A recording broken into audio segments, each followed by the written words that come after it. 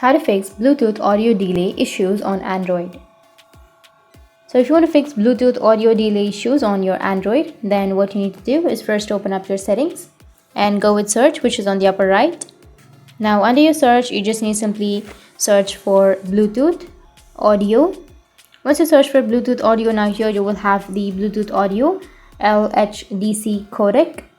So just tap on it. Once you tap on it, you may have the option of the quality. Choose the highest quality, and after that your problem might be fixed.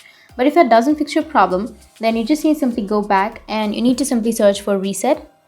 Once you search for reset, you need to go with reset Wi-Fi, mobile and Bluetooth. Tap on it and go with reset settings, which is on the bottom, and you need to reset your Wi-Fi, mobile and Bluetooth. After resetting, your problem might be fixed.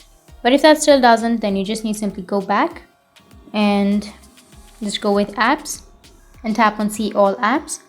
Go with the upper right, which has that 3 dots, and go with show system apps and go with search, and you need to search for Bluetooth.